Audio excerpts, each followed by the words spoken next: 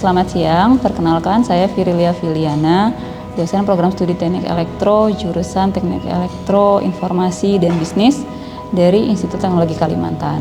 Jadi saya mengampu mata kuliah pengaman sistem tenaga listrik, di mana mata kuliah ini diajarkan di semester 7 dan merupakan mata kuliah wajib bagi mahasiswa yang mengambil bidang minat sistem tenaga listrik. Mata kuliah ini nanti akan dijalankan dalam berbagai metode, mulai dari pengajaran di kelas, kemudian nanti ada diskusi, dan ada project base. Untuk project base sendiri nanti akan dilaksanakan secara berkelompok, di mana nanti mahasiswa akan menentukan sendiri sistem yang akan diamankan dan akan diberikan sistem proteksi. Kemudian akan dilakukan pengujian apakah sistem itu bisa tetap dalam kondisi aman untuk beberapa jenis gangguan. Selain pengaman sistem, di mata kuliah ini juga akan diajarkan pengaman peralatan, mulai dari peralatan tegangan tinggi sampai ke tingkat distribusi. Mata kuliah ini punya beberapa bentuk evaluasi, mulai dari kuis, kemudian UTS, dan terakhir adalah project base. Nah, untuk kuis nanti akan berbobot sebesar 30%, kemudian untuk UTS adalah 25%, dan sisanya nanti akan menjadi bobot dari project base. Untuk bobot keseluruhan dari mata kuliah ini adalah 4 SKS. Demikian deskripsi singkat dari mata kuliah ini. Selanjutnya silakan menyaksikan simulasi pengajaran di kelas dari mata kuliah pengaman sistem tenaga listrik. Terima kasih. Baik, assalamualaikum warahmatullahi wabarakatuh. Waalaikumsalam warahmatullahi wabarakatuh. Oke, selamat siang ya. Jadi hari ini adalah pertemuan pertama dari kelas pengaman sistem tenaga listrik ya. Jadi ini adalah kelas lanjutan dari sistem tenaga listrik 2 yang sudah kalian ambil sebelumnya ya. Nah, di sini nanti kita akan belajar beberapa hal mengenai pengaman. Nah, ini untuk mata kuliah ini sendiri, CPMK-nya adalah mahasiswa mampu merancang sistem pengaman dasar menggunakan peralatan proteksi pada sistem tenaga listrik.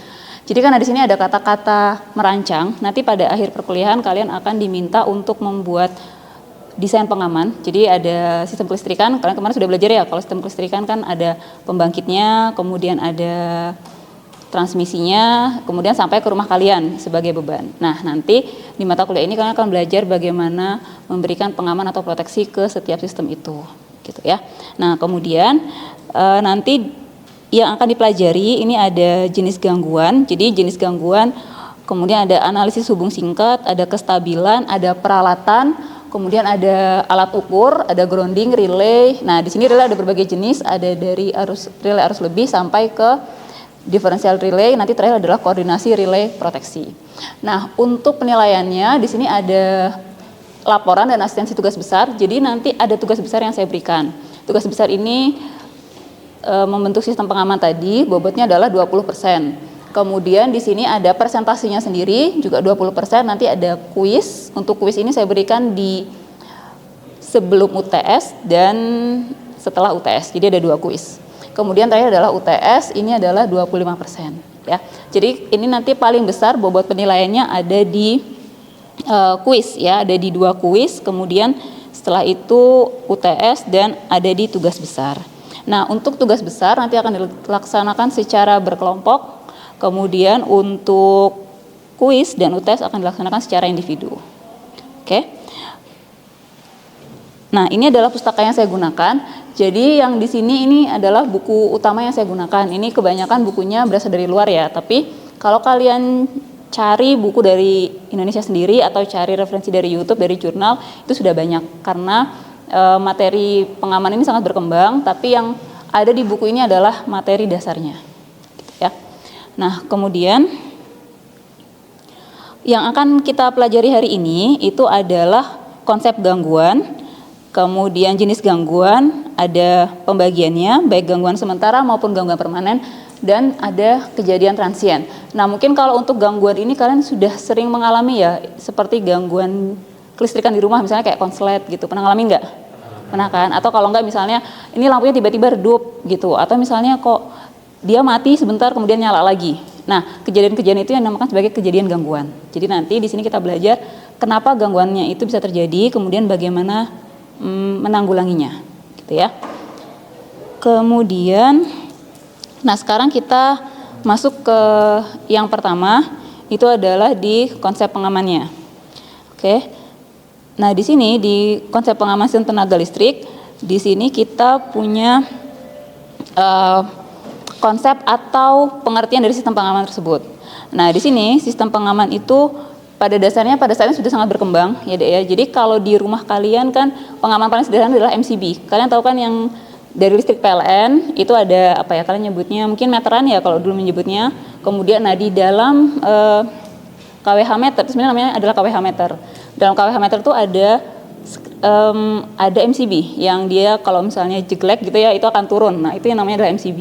MCB ini adalah pengaman paling sederhana dari sistem tenaga. Nah, itu karena rumah kalian itu adalah beban paling akhir atau bagian akhir dari sistem tenaga. Nah, itu pengaman utamanya adalah si MCB tadi. Nah, MCB atau namanya adalah mini circuit breaker. Jadi mini itu yang paling kecil. Kalau kalian nanti misalnya di pembangkit atau di sistem yang lebih besar, karena akan menemukan bukan MCB ya, circuit breaker, tapi versinya lebih besar. Karena yang di rumah itu versi kecil. Tapi kalau yang lebih besar nanti itu lebih gede lagi. Terus dia juga digunakan untuk sistem yang tegangannya lebih tinggi, gitu ya. Nah, kemudian ini adalah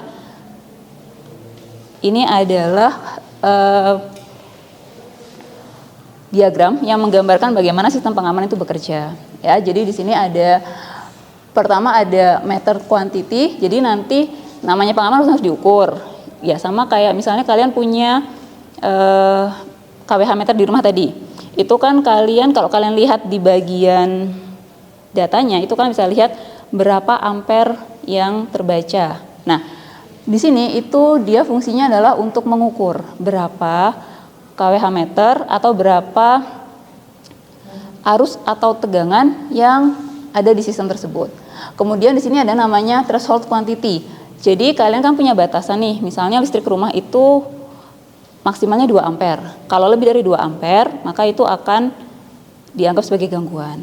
Nah, kalau di sini itu dinamakan sebagai threshold quantity. Jadi berapa nilai minimum dari arus atau dari tegangan yang dianggap sebagai gangguan, gitu ya.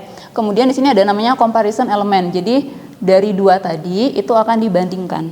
Kira-kira mana yang lebih tinggi? Apakah nilai yang terukur atau nilai minimumnya?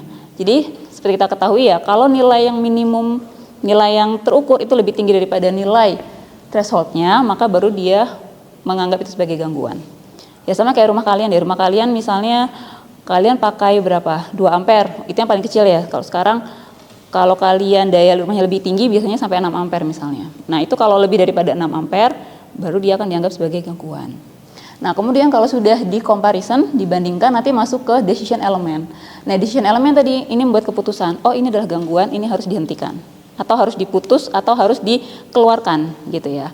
Kemudian terakhir ada yang namanya action element. Nah action element ini fungsinya untuk memutuskan. Jadi kalau misalnya kalian di rumah tersebut itu sudah terjadi gangguan, maka kan di sini akan diambil keputusan oleh decision element. Dia akan bilang, oh ini ada gangguan, jadi harus diputus. Nah sebenarnya decision ini tidak harus memutus, bisa saja dia di hold, ditunggu dulu. Jadi oh kalau misalnya tadi ini cuma mati sebentar baru nyala lagi. Nah itu biasanya akan punya waktu tunggu. Jadi kalau waktu tunggu sudah terpenuhi, baru dia akan dianggap sebagai gangguan. Tapi ada juga untuk beban yang lebih besar. Mungkin kalau di rumah kan bebannya kecil secara daya ya, tapi kalau beban lebih besar itu waktu tunggunya lebih cepat. Jadi dia cuma menunggu misalnya 0, sekian detik, itu sudah dianggap sebagai gangguan, jadi harus dimatikan sistemnya. Nah baru terakhir nanti adalah action element, itu yang melakukan pemutusan. Atau kalau di kita nyebutnya trip. Kalian pernah dengar istilah trip? Nah trip itu yang namanya memutus gangguan. Jadi memutus sistem atau mengeluarkan sistem gitu. Oke, sampai di sini ada yang mau ditanyakan dulu atau ada yang sudah pernah mengalami kejadian gangguan yang agak besar di rumahnya? Kayak paling jelek aja ya, tegangannya turun gitu. Kebakaran pernah? Nah gitu. Atau kalau kalian pernah dengar ini ya Dek, kasus yang beberapa waktu lalu, jadi sistem yang kota misalnya kayak Balikpapan, Samarinda ya kalau nggak salah gitu, yang dia mati Jadi beberapa kota di Kalimantan Timur itu trip gitu. Jadi mati karena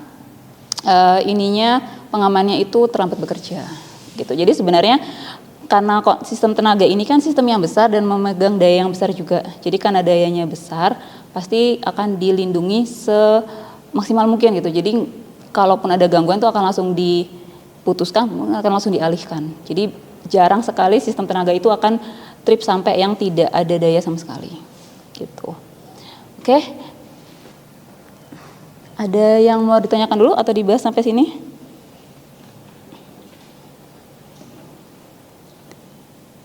Saya mau terkait yang sistem tenaga untuk yang itu berarti di distribusi tenaganya itu atau listriknya itu ada lebih dari lima?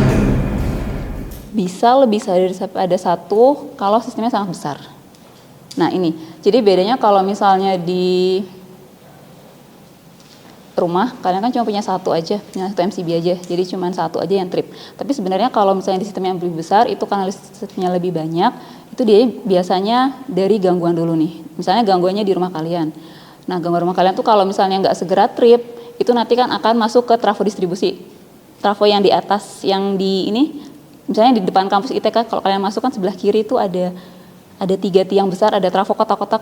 Nah, itu adalah trafo yang mendistribusikan seluruh ITK. Kalau misalnya ruang kelas ini trip gitu ya, terus ternyata tripnya itu gangguannya lebih besar. Nah, itu biasanya di sana juga nanti akan trip. Gitu. Kalau misalnya di sini terlalu besar, gangguannya nanti yang di sana akan trip. Kalau di sana masih belum juga hilang setelah trip, nanti akan naik ke atas sampai ke pembangkit. Jadi pembangkit itu yang paling akhir. Karena kalau pembangkit sudah mati, itu kan berarti seluruh yang di bawah, bukan cuma ITK aja ya, nanti seluruh, misalnya cuma bisa jadi sebalik papan itu akan mati kalau sampai pembangkitnya mati gitu. Jadi kalau sistem pengaman memang akan dibuat bertingkat, tapi yang pertama bekerja harus yang dekat dengan gangguan gitu. Baik, mungkin sebelum saya tutup kita masuk ke waktu dulu ya, karena waktu ini penting.